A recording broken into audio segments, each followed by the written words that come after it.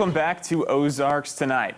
Well, for those folks that have traveled down Commercial Street in Springfield recently, you may have noticed some silhouettes of historical figures in the window of one building there. And Steve Pokin from the Springfield News Leader has done research to find out who exactly put those there and who exactly these figures are, if you can't recognize them. We recognized a few of them. There's some that we had to, that you had to dig a little deeper in to find out who they were and what their connections were to Missouri. Well, first of all, Steve, how did you get turned on to this story? It was a reader's question. One of the things, I write a column called Poking Around, and then I also write The Answer Man. But when I think about it, actually, the question was, who made them? Who made these? They're portraits, and they're like on a board, and they're secured to 12 windows on a building on Commercial and Lyon. So when I got that answer, I was really curious about who they were. Some I had a pretty good guess. Some I had no clue. And we'll see, we'll kind of try to pause this a little bit to see how many your viewers can guess as to who they are. Yeah, so it'll be a fun game. When I was going through it, I knew most of them, probably 3/4 of them, and a lot of people at home would probably recognize the silhouettes of a lot of them. A lot of them are famous Americans, people who have been famous here in the United States, but some are not, but they all have pretty interesting stories. They do. And so the answer to the first question is who made them? They were made by Greg Grace, who is he has a creative business just one block away called Imaginational. And he is like many of the people who work and sometimes live on Commercial Street. They're doing their best. They described it as being a mini Renaissance. At least that Greg did.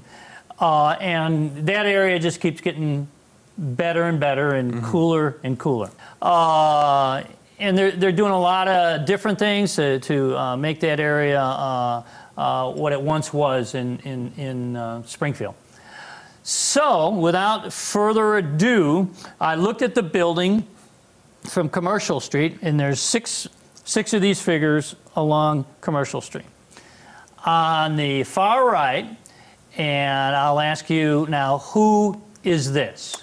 So I actually knew the first figure on here. It's, of course, Nikola Tesla. So when I talked to Greg, his idea was to put up people that are connected to either Springfield or Missouri. And I said, when I found out who it was, what's his connection? He said, you know, he was a cool guy, I don't really remember. And they've been up there actually for a few years. So I did some research, and he actually spoke once in St. Louis. Really? So he has been in Missouri. There is a small connection there. There's a small connection. So we moved one over to the left. Now, who is this? See, I did not know this one. Okay. I did not know this this individual. That's Josephine Baker, a black woman who was born in St. Louis and in the 20s was a sensation. She could sing, she could dance, she was in movies. In Paris was her second home. And the connection is she was born in St. Louis. Born in St. Louis. Okay. We're going to move over one more, and who is this? I did not recognize the name, but I know the individual. Okay. Wild Bill. Yeah. The name is actually William Frederick, Buffalo Bill. Buffalo Bill. Buffalo not Wild Bill Bill. Cody. Different guy. Buffalo Bill. Maybe I didn't know him after all. And he's the guy who had the Wild West show. His connection to Missouri, and I got this from John Sellers from the History Museum on the Square, is that show actually played in Springfield in the area. And when they were coming through the area, they always made an encampment near Rogersville at the intersection of highways 60 and 125. And there's a business there that's Cody's something or other. So that's that connection. We're going to move one over, and this is one I think most people got. Did you know who it was? Great escape artist, Harry Houdini. It was Harry Houdini. Yeah. At first I thought, well, I wonder if he performed here in Missouri at maybe the Shrine Mosque or some other place. And Sellers wasn't sure about that, but I did my research, and I saw that he spent time in Kansas City and performed in Kansas City, and then I noticed it was at Kansas City, Kansas. So he was close, and maybe, this is not an exhaustive search, maybe he once performed in Missouri. There's a chance he might have stepped over the border, possibly. Yeah, yeah. All right, and we're going to move over to the next one. Did you know the next one? I think most people... I did. I think a lot of people will get the next one. Charlie Chaplin. That was Charlie Chaplin. He came to fame in the era of silent movies, and the mustache. I was unable to find any connection to Missouri, other than the fact, of course, his movies played here, but I don't know if he was ever here. I don't think he was. And then the last one on the far left, from Commercial Street, did you know who that was? I did not recognize them, but I should have known it because they have quite the connection to here in Springfield, Bonnie and Clyde. You are correct.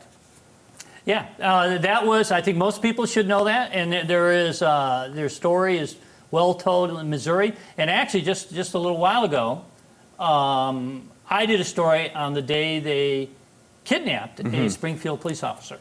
Yeah. So I misspoke a little earlier. That wasn't the last one. The last one on the wall on the far left is, did you know who that was? I did not. Okay. That was Jack Johnson. And he was the first African-American heavyweight boxing champion in around 1915. I checked, and once again, I found the closest he came. He had 2 title fights in Kansas City, Kansas. If he was here and if there's a connection, Missouri, I couldn't find it. There's always a chance he might have passed through, though. But the rest of these, there are more characters up there, and they're going to be in your column coming out on... On Sunday. Okay, on Sunday, so people can read it for themselves and see how much they know about these historical figures, and maybe try to find their connection to Springfield. Steve Pokin of the Springfield News Leader. Steve, I want to thank you once again for coming in. Oh, my pleasure. Thank you. All right, we'll be back with more right after this.